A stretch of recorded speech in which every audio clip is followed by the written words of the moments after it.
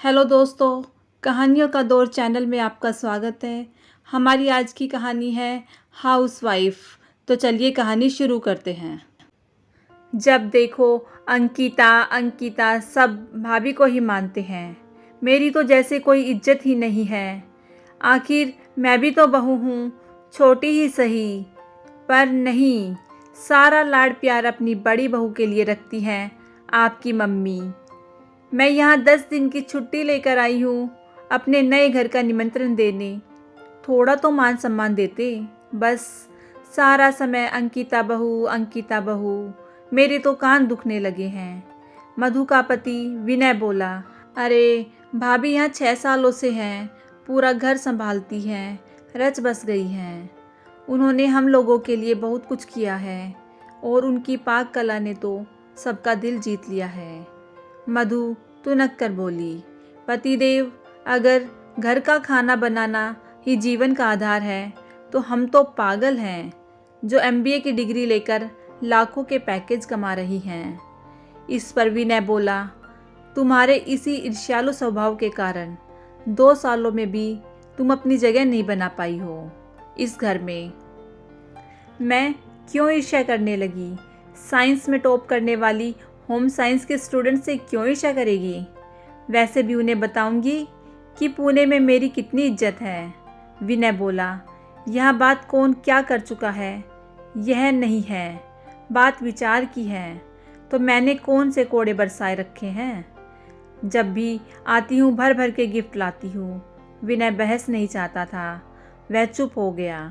मधु अपनी बड़ी भाभी अंकिता से बहुत ईर्ष्या रखती थी, हमेशा उन्हें नीचा दिखाने में लगी रहती।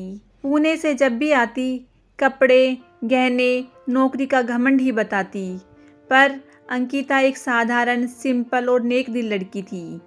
मधु का व्यवहार बुरा होने के बावजूद छोटी बहन समझकर टाल दिया करती थी, पर मधु उसकी तारीफ सुन ही नहीं पाती थी। इसलिए वो अपने पति से शिकायत कर रही थी, पर पति भी मधु के व्यवहार को समझता था, तो इसलिए कुछ नहीं बोला। अब इन दोनों ने पुणे में नया घर खरीदा है, उसी के गृह प्रवेश कार्यक्रम में शामिल होने का न्योता अपने घर वालों को भोपाल देने आए हैं। सभी लोग पुणे उद्घाटन में पहुँचे। शानदार घर, बढ़िया सजावट, महंगे से महंगा सामान, मॉड्यूलर किचन। सास और अंकिता बहू ने मधु की बहुत तारीफ की। इधर मधु फूले नहीं समा रही थी। सोची तारीफ ही करो, खुद ने देखी भी नहीं होगी ऐसी रसोई। अंकिता ने पूछा, तुमने प्रसाद का हलवा बनाया है क्या? मधु बोली, मैंने तो खाना बाहर से ऑर्डर किया है, प्रसाद का हलवा मैं तो भूल ही गई। सास बोली, कोई बात नहीं, अंकिता बहू हमारी मास्टर है, फटाफट बना देगी। अंकिता की तारीफ सुन मधु मुंह पिचका लेती है।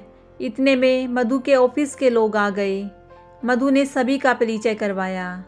तभी मधु की बॉस माला बोली, वह कौन है जो किचन में काम कर रही है? देखो किस तरह से फटाफट काम कर रही है, काबिले तारीफ है। उसकी सहेलियों ने भी हाँ में हाँ मिलाई। अब मधु अंकिता की तरफ देखते हुए बोली, ये मेरी भाभी हैं, ये छोटे शहर से हैं, घरेलू हैं, उन्हें अपनी बातें समझ नहीं आने वाली। तुम चलो यहाँ से टेबल पर बैठकर कुछ खाते पीते हैं। रसोई खुली हुई थी और अंकिता ने सब सुन लिया। मधु के मुंह से ऐसे शब्द सुनकर घर वाले खुश नहीं थे, पर वे माहौल को ख़राब नहीं करना चाहते थे, इसलिए अभी कुछ नहीं बोले। सब ने खाना खाया, साथ में हलवा खाते हुए। मधु की बॉस माला फिर बोली, मधु बहुत टेस्टी हलवा है, तुमने बनाया है? मधु जवाब नहीं देना चाहती थी। तभी अचानक सास सुशीला जी बोली, मेरी बड़ी बहू अंकिता ने बनाया है, उनके हाथों में जादू है। माला मुस्कुराते हुए बोली, बुलाइए तो सही, हम भी उनसे मिलें। मधु बेकार मन से अंकिता को बुलाकर लाई। माला बोली, आइए बैठिए, हम जब से देख रहे हैं आप रसोई में व्यस्त हैं। अंकिता पसीना पोंछते हुए बैठ जाती है। माला, इनको बस यही आता है खाना पकाना, बेचारी हाउसवाइफ हैं।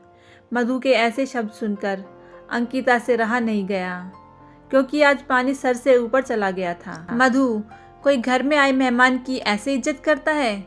और हम तो तुम्हारी जेठानी हैं।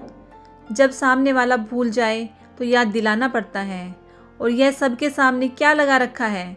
बेचारी हाउसवाइफ हैं। मैं कोई बेचारी हाउसवाइफ नहीं हूँ। मैंने यह काम खुद चुना है, किसी के दबाव में नहीं किया है, जिसे मैं पूरी ईमानदारी से करती हूँ। जब मुझे कोई दिक्कत नहीं, फिर तुम इस तरह कैसे बोल सकती हो?